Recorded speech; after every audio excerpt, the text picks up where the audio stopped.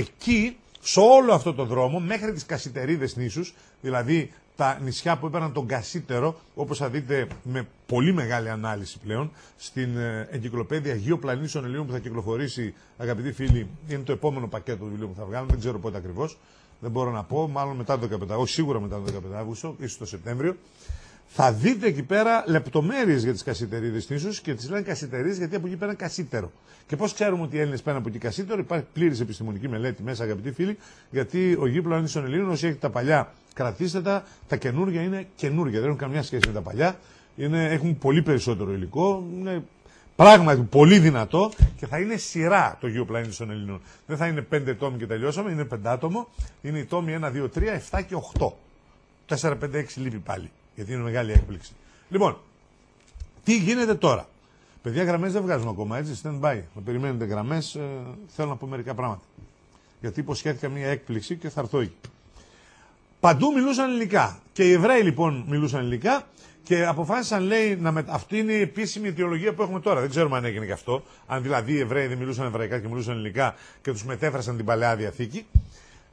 Βάλαν λοιπόν 72 ραβίνους, πήγε ποιος ήταν τότε, Πτολεμαίος, εγώ δεν θυμάμαι. Δεν θυμάμαι, συγγνώμη, τώρα είναι και βράδυ, δεν θυμάμαι ποιος ακριβώς, νομίζω ήταν επί Πτολεμαίου. Πάνε τον αρχιραβίνο στο Ιεροσόλυμα και του λένε, ρε φίλε, δώσε μας μερικούς ραβίνους να μεταφράσουν από τα εβραϊκά στα ελληνικά αυτό που εσείς λέτε Παλαιά Διαθήκη.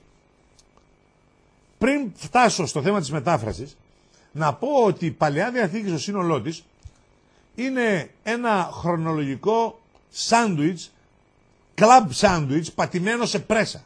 Τι σημαίνει αυτό?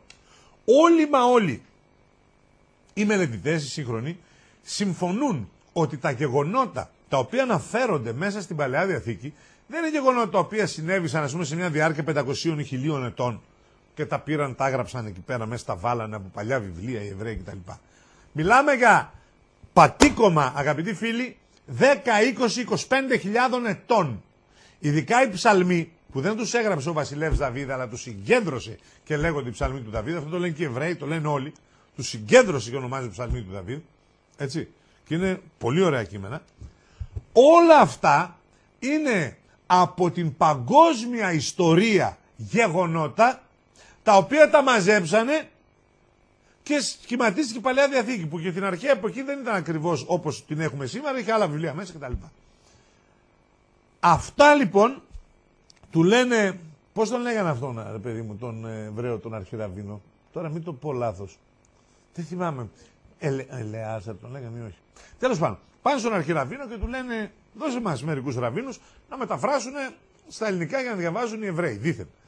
Εγώ πιστεύω ότι η μετάφραση, αγαπητοί φίλοι, έγινε για να αλλοιωθούν οι αλήθειες οι οποίες υπήρχαν, οι ιστορικές, μέσα στα βιβλία. Τόσο αυτές που αφορούσαν την ύπαρξη και την επαφή του Θεού με τους ανθρώπους, τους οποίους ο Θεός προσπαθούσε να τους συνετίσει κτλ.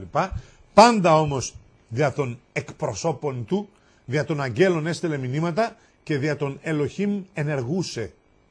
Έτσι. Γιατί μέσα στους ψαλμούς και πάλι, πώς το λένε εκείνο, θυμάσαι καθόλου? Εκείνο που λέει ότι όχι αυτού οποίον τους αγγέλους αυτού πνεύματα και τους Ελοχήμ αυτού πυρός φλόγα. Το άλλο που λέει ότι οι άγγελοι αυτού, δεν το θυμάμαι ακριβώς απ' έξω, μεταφέρουν το λόγο αυτού και τα μηνύματα αυτού του ακούσε του λόγου του Θεού, ενώ οι άλλοι, έτσι, η λειτουργία αυτού, υπηούνται στο θέλημα αυτού. Προσέξτε, οι άγγελοι μεταφέρουν το ακούσε του λόγου αυτού, ενώ είναι η λειτουργή του, μετάφραση Ελοχήμ αυτού, υπηούνται στο θέλημα αυτού. Πράξη. Οι έχονται σώματα και ποιούντες. Υπάρχουν δηλαδή αγγελικά πλάσματα ασώματα και αγγελικά πλάσματα με σώμα ενεργειακό πέραν της διανοήσεως μας. Παρόμοια με τους οποίους γίναμε εμείς. Που είχαμε ένα σώμα υπέρτατο, αθάνατο, άθαρτο, κάπου στον παράδεισο, όπως λέει και η Ορθοδοξία, και τώρα έχουμε ό,τι έχουμε. Λοιπόν, από αυτούς λοιπόν τους αγγέλους, που ήταν κατηγορία αγγέλων, οι οποίοι εκτελούσαν το θέλημα στην πράξη του Θεού, όχι μόνο να μεταφέρει ένα λόγο, άγγελος, αγγελιοφόρος, έτσι. Εδώ μιλάμε λειτουργός του Θεού. Έτσι μεταφράστηκε μέσα στην Παλαιά Διαθήκη. Η Παλαιά Διαθήκη, βέβαια, να θυμίσουμε ότι μεταφράστηκε από 72 ραββίνους, όσες και οι φυλές των Νεφελίμ. Μεταφράστηκε. Και βεβαίως παραφράστηκε. Διότι, αγαπητοί φίλοι, μέσα στην Παλαιά Διαθήκη οι όροι Νεφελίμ και Ελοχίμ υπάρχουν χιλιάδες φορές. Ούτε μία φορά δεν έμειναν μέσα. Οι Ελοχίμ ονομάστηκαν Θεός, ονομάστηκαν Υιοί του Θεού, ονομάστηκαν, ξέρω εγώ, κριτές. Οι κριτές που λέει πήγε ένας κριτής στο λαό του Ισραήλ να τον νουθετήσει. Κριτής, ξέρετε τι λέει μέσα, στα εβραϊκά. Ελοχίμ.